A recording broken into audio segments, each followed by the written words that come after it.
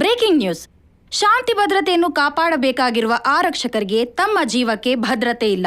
ತಾವು ಕೇಳೋ ಬೇಡಿಕೆಗಳಿಗೆ ಸರ್ಕಾರ ಸ್ಪಂದಿಸ್ತಾ ಇಲ್ಲ ಅಂತ ಜೂನ್ 4ರಂದು ಇಡೀ ಕರ್ನಾಟಕ ರಾಜ್ಯಾದ್ಯಂತ ದೊಡ್ಡ ಧರಣಿ ಮುಷ್ಕರ ಏರ್ಪಡಿಸಲಾಗಿದೆ. ತಮ್ಮ ಬೇಡಿಕೆಗಳನ್ನ ಮೀಡಿಯಾ ಮುಖಾಂತರ ಸರ್ಕಾರಕ್ಕೆ ಪೊಲೀಸ್ ಅಧಿಕಾರಿಗಳು ವಿವರಣೆಯನ್ನ ಕೊಟ್ಟಿದ್ದಾರೆ. ಈ ಪೊಲೀಸ್ ಧರಣಿ ಮುಷ್ಕರ ಪ್ರಾರಂಭವಾದರೆ ರಾಜ್ಯದಲ್ಲಿ ಶಾಂತಿ ಭದ್ರತೆಗೆ ಭಂಗ ಬಂದು ರಾಜ್ಯ ಅಲ್ಲೋಲ ಕಲ್ಲೋಲ ಆಗುತ್ತದೆ ಎಂದು ಜನರು ಭಯಗೊಂಡಿದ್ದಾರೆ.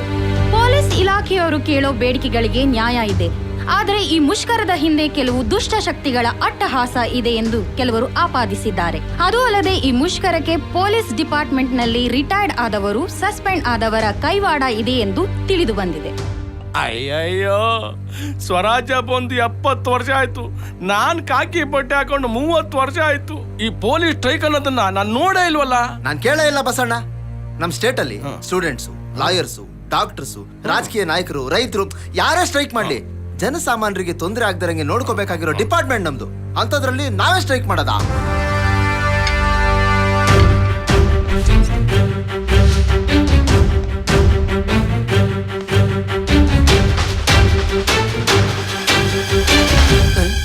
ಬಸಣ್ಣ, CI ಸಾಹೇಬ್ರು ಸೈಲೆಂಟ್ ಆಗಿ ಹೋಗ್ತಾ ಇದಾರೆ.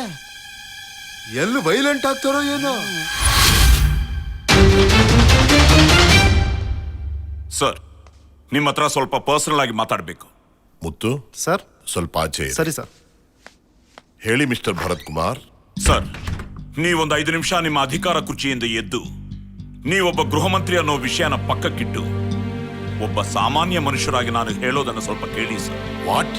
With all respect to you and our constitution, it's my humble request sir. Please sir, please.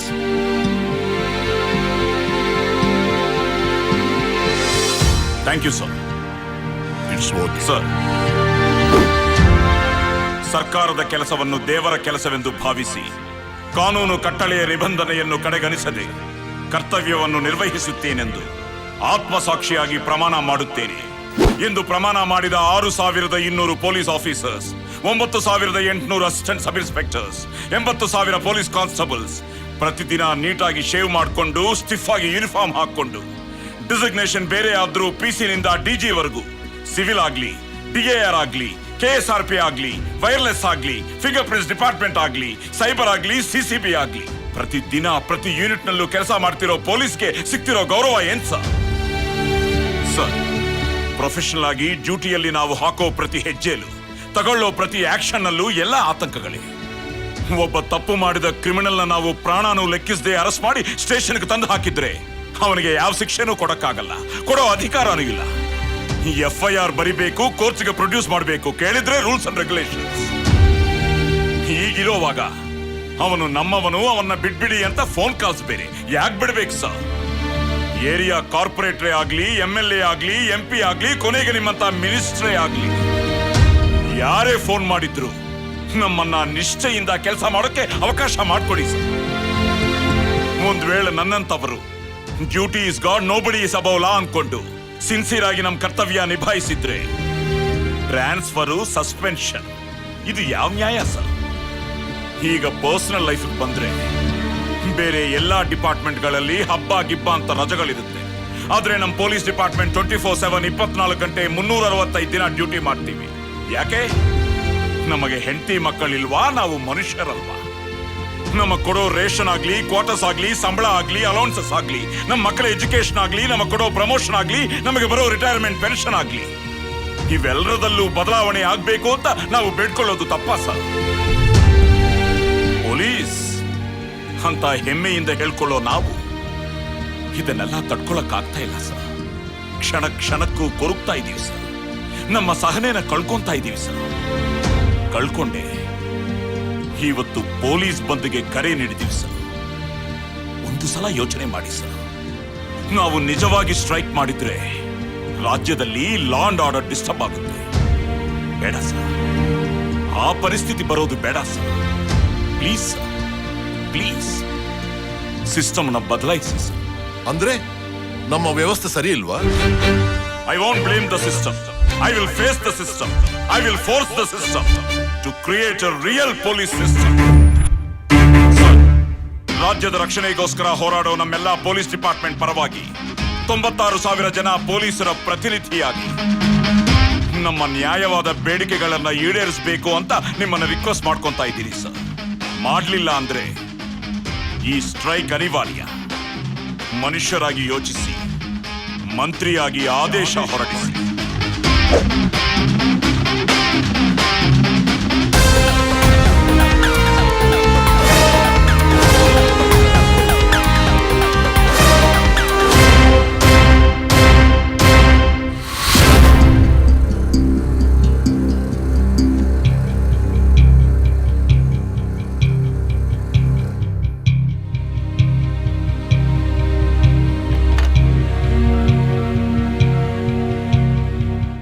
CM ಸಾಹೇಬರಿಗೆ ಕನೆಕ್ಟ್ ಮಾಡಿ.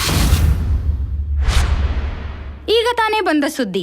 ಇವತ್ತು ರಾಜ್ಯ ಶಾಂತಿಯುತವಾಗಿದೆ ಅಂದ್ರೆ ಅದಕ್ಕೆ ಪೊಲೀಸ್ ಡಿಪಾರ್ಟ್ಮೆಂಟ್ ಕಾರಣ. ಹಗಲು ರಾತ್ರಿ ತಮ್ಮ ಪ್ರಾಣವನ್ನು ಲೆಕ್ಕಿಸದೆ ದುಡಿತಾರೋ ಪೊಲೀಸ್ನವರ ಎಲ್ಲಾ ಬೇಡಿಕೆಗಳನ್ನ ಇನ್ಸ್ಪೆಕ್ಟರ್ ಭರತ್ ಕುಮಾರ್ ಅವರು ಗೃಹ ಮಂತ್ರಿಗಳ ಗಮನಕ್ಕೆ ತಂದಾಗ ಅವರು ಸ್ಪಂದಿಸಿ ಮಾನ್ಯ ಮುಖ್ಯಮಂತ್ರಿಗಳಿಗೆ ವರದಿ ನೀಡಿದ್ದಾರೆ. ಮಾನ್ಯ ಮುಖ್ಯಮಂತ್ರಿಗಳು 2-3 ದಿನಗಳಲ್ಲಿ ಕಾರ್ಯರೂಪಕ್ಕೆ ತರುವುದಾಗಿ ಗೃಹ ಮಂತ್ರಿಗಳಿಗೆ ಸೂಚಿಸಿದ್ದಾರೆ. ಈ ವಿಷಯ ಕೇಳಿ ಪೊಲೀಸ್ ಇಲಾಖೆ ಸಂತಸಗೊಂಡು ಮುಷ್ಕರವನ್ನ ಹಿಂತೆಗೆದುಕೊಂಡಿದ್ದಾರೆ.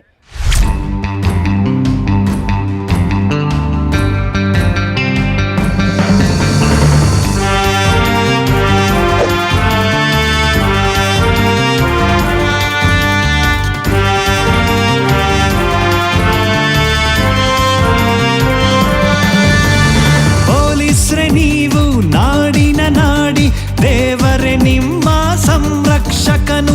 ಪೊಲೀಸ್ರೆ ನೀವು ನಾಡಿನ ನಾಡಿ, ದೇವರೇ ನಿಮ್ಮ ಸಂರಕ್ಷಕನು. ಪೊಲೀಸ್ರೆ ಡ್ಯೂಟಿಗೆ ಹೊರಟರೆ ನೀವು ಎಲ್ಲ ಪ್ರಾಬ್ಲಮ್ ಬಗೆಹರಿದಂತೆ. ಪೊಲೀಸ್ರೆ ಡ್ಯೂಟಿಗೆ ಹೊರಟರೆ ನೀವು ಎಲ್ಲ ಪ್ರಾಬ್ಲಮ್ ಬಗೆಹರಿದಂತೆ. ಕೇಳಿ ನನ್ನಾಣೆ, ಕೇಳಿ ನನ್ನಾಣೆ. ಪೊಲೀಸ್ರೆ ನೀವು ನಾಡಿನ ನಾಡಿ, ದೇವರೇ ನಿಮ್ಮ ಸಂರಕ್ಷಕನು.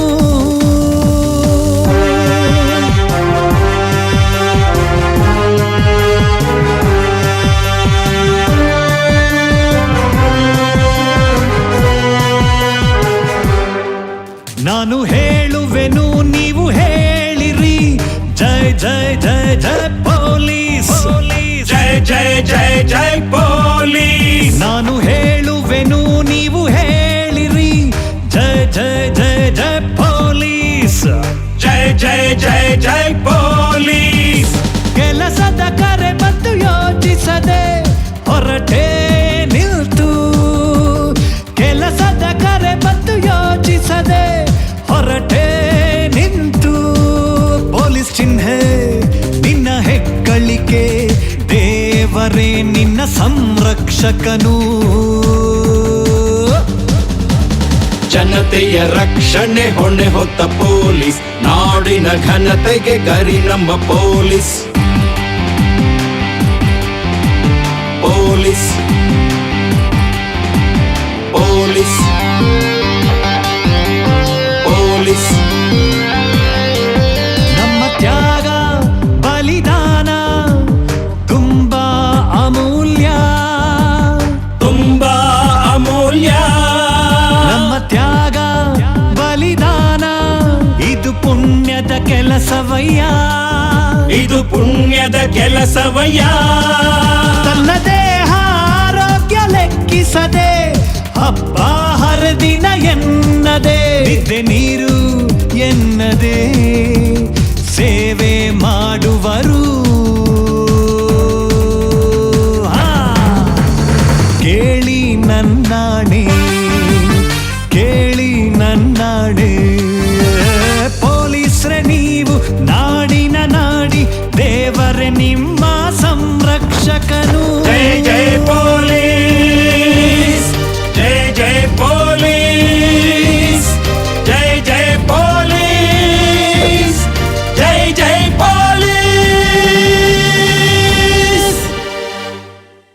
ಬಂದೇ ಬರ್ತಾರೆ, ಒಡವೆ ತಂದೆ ತರ್ತಾರೆ, ಮೂಗುತಿ ಓಲೆ ಎಲ್ಲವೂ ತಂದು ನನಗೆ ಕೊಡ್ತಾರೆ. ಬಂದೇ ಬರ್ತಾರೆ ಡಾಬು ಓಲೆ ತರ್ತಾರೆ ಆ, ಬಂದೆ ತಂದ್ರ ತಂದೆ ಏನಿದು ಹೂವ ಮಲ್ಲಿಗೆ ಹೂವಿನಂತೆ ಅಂದ ನಿನ್ನಲ್ಲಿ ತಾವರೆ ಹೂವಿನಂತೆ ಏನ್ರಿ ಇದು ಒಡವೆ ಕೊಡ್ರಿ ಬೇಗ, ತಮಾಷೆ ಮಾಡ್ಬೇಡಿ. ಅದು ಯಾವ ಒಡವೆ ಒಡವೆ ತಂದಿಲ್ಲ. ಹಾ ಚಿನ್ನ ಅದೇನಾಯ್ತು ಅಂದ್ರೆ ಇವತ್ತು ಸ್ಟ್ರೈಕ್ ಇತ್ತಲ್ಲ, ಅದು ಈ ಪೊಲೀಸ್ನವರು ಮತ್ತೆ ಹೋಮ್ ಮಿನಿಸ್ಟ್ರು ಅಮಿಕಬಲ್ ಅಂಡರ್ಸ್ಟ್ಯಾಂಡಿಂಗ್ ಮಾಡ್ಕೊಂಡು ಸ್ಟ್ರೈಕ್ ಕ್ಯಾನ್ಸಲ್ ಮಾಡ್ಬಿಟ್ರು. ಈ ಕಳ್ಳನೂ ಬರ್ಲಿಲ್ಲ, ನಾನು ಕಳ್ತನ ಮಾಡ್ತೀನಿ. ನನಗೆ ಈ ಕತೆ ಎಲ್ಲ ಬೇಡ. ಒಟ್ಟಲ್ಲಿ ನೀವೀಗ ಒಡವೆ ತಂದಿಲ್ಲ ಅಲ್ವಾ? ಬರಬರ ತಂದ್ಕೊಡ್ತೀನಿ ಚಿನ್ನ. ಒಡವೆ ತಂದಿಲ್ಲ ಅಂದ್ರೆ ನಿಮ್ಗೆ ಬೆಡ್ರೂಮ್ ಅಲ್ಲ ಮನೆ ಒಳಗೂ ಜಾಗ ಇಲ್ಲ, ತೊಲಗಿ. ಲೇ ಒಂಚೂರು ಟಾಯ್ಲೆಟ್ ಓಪನ್ ಮಾಡೆ, ಸುಸು ಮಾಡ್ಕೊಂಡ್ಬಿಡ್ತೀನಿ. ಅದಕ್ಕೆ ಒಂದಕ್ಕೆ ಫಿಕ್ಸ್ ಆಗ್ಬಾರ್ದು. ಎಲ್ಲಿ ಹೋಗ್ತೀವೋ, ಎಲ್ಲಿರ್ತೀವೋ, ಎಲ್ಲಿ ತಿಂತೀವೋ, ಏನ್ ಮಾಡ್ತೀವೋ, ಏನೋ ಒಂದು ತಿನ್ಕೊಂಡು ಅಡ್ಜಸ್ಟ್ ಮಾಡ್ಕೊಂಡು ಹೋಯ್ತಾ ಇರ್ಬೇಕು. ಒಬ್ಬಳನ್ನೇ ನಂಬ್ಕೊಂಡಿದ್ರೆ ಹಿಂಗೆ.